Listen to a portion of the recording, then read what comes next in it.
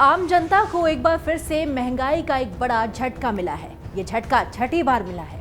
Reserve bank of India ने मौद्रिक समीक्षा बैठक के बाद रेपो रेट में 25 बेसिस पॉइंट की बढ़ोतरी कर दी है। रेपो रेट को 6.25% से बढ़ाकर 6.5% कर दिया गया है।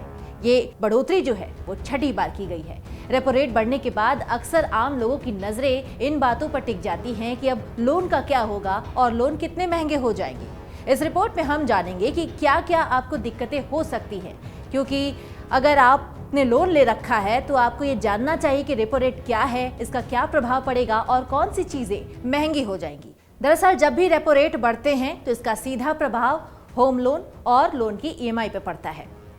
केंद्रीय बैंक के इस कदम से अब आपके लोन महंगे होने वाले हैं। इससे आपके लोन की ईएमआई भी बढ़ जाएगी। रेपो रेट वो दर होता है जिस पर आरबीआई बैंक को लोन देता है। इसलिए अगर रेपो रेट में बढ़ोतरी होती है तो लोन की ब्याज दर भी बढ़ जाती है, जबकि इसके विपरीत रेपो रेट में कटौती से लोन की ब्याज दर कम हो जाती है। इस बार का रेपो रेट बढ़ा है, इसलिए होम लोन भी बढ़ गया है, कारें भी महंगी हो जाएंगी और ईएमआई भी बढ़ जाएंगी।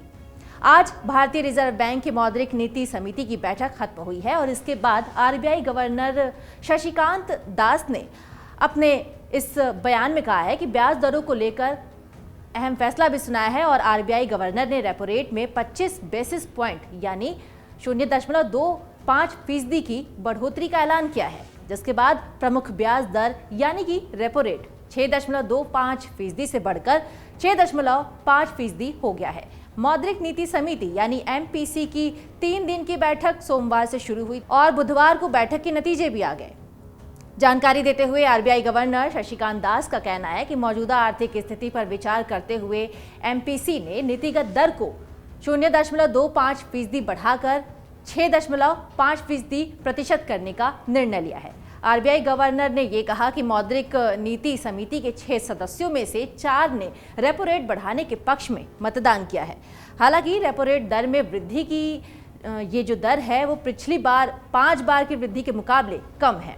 केंद्रीय बैंक नीतिगत दर पर निर्णय करते समय मुख्य रूप से खुदरा महंगाई पर गौर करता है। दिसंबर में खुदरा महंगाई दर 5.72% था और थोक महंगाई दर 5.95% था, जो कि आरबीआई के तय लक्ष्य 6% के दायरे में है। केंद्रीय बैंक के इस कदम से अब आपके लोन भी महंगे होंगे और इसके बाद लोन की ईएमआई जो है वो भी बढ़ जाएगी। आपको बता दें कि आरबीआई ने लगातार छठी बार रेपो रेट बढ़ाया है। इसके पहले भारतीय रिजर्व बैंक ने महंगाई पर काबू पाने के लिए दिसंबर 2022 में रेपो रेट में 35 बेसिस पॉइंट की बढ़ोतरी का ऐलान किया था। वहीं रेपो रेट में सितंबर 2022 में 50 बेसिस पॉइंट, अगस्त 2002 में 50 बेसिस पॉइंट, जून में 50 बेसिस पॉइंट और मई में 40 बेसिस पॉइंट का इजाफा किया था। रेपो रेट बढ़ने की वजह से एफडी वालों के लिए खुशखबरी भी है। आरबीआई के रेपो रेट में बढ़ोतरी से जहां लोन महंगा हो जाएगा, ईएमआई का बोझ बढ़ जाएगा, तो वहीं दूसरी ओर फिक्स्ड डिपॉजिट करने वाले लोगों के लिए खुशखबरी भी है। बैंक जहां कर्ज को महंगा कर देगी तो वहीं एफडी पर मिलने वाले ब्याज दरों को भी बढ़ाया जाएगा। अब चलिए आपको बताते हैं कि रेपो रेट क्या होता है। सबसे पहले जान लेते हैं कि रेपो रेट होता क्या है। और वो ये दर होता है जिस पर भारतीय रिजर्व बैंक व्यावसायिक बैंकों को यानी कि आपके एसबीआई, आईसीआईसीआई, एचडीएफसी, पीएनबी जैसे तमाम बैंकों को कर्ज देता है, जिसमें रेपो रेट का मतलब है रिपर्स एग्रीमेंट या फिर रिपर्स ऑप्शन होता है। अपने ग्राहकों को कर्ज देने के लिए ये व्यावसायिक बैंक आरबीआई से लोन लेते हैं।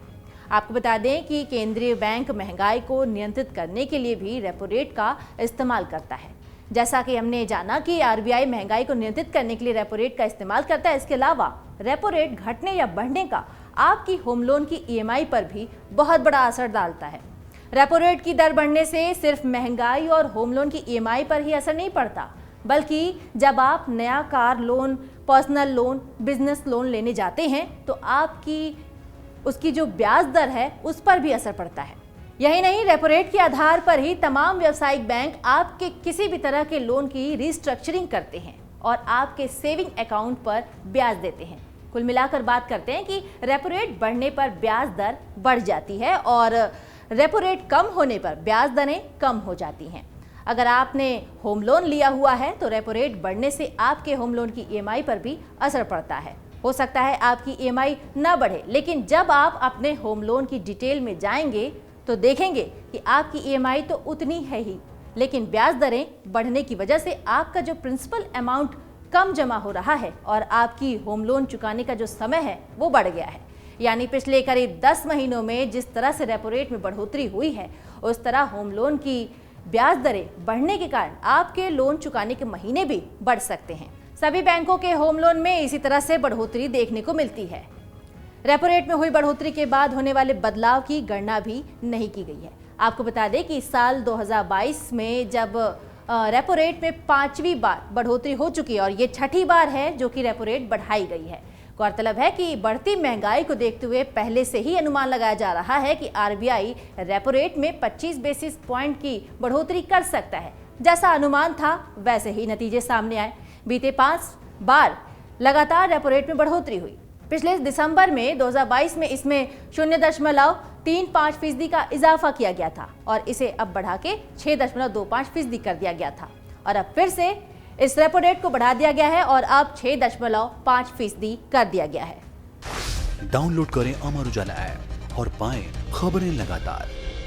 अगर आप ये वीडियो YouTube पर देख रहे हैं तो हमारे चैनल को सब्सक्राइब करें और बेल आइकन को दबाना ना भूलें। अगर आप Facebook पर ये वीडियो देख रहे हैं तो हमारे पेज को लाइक करें।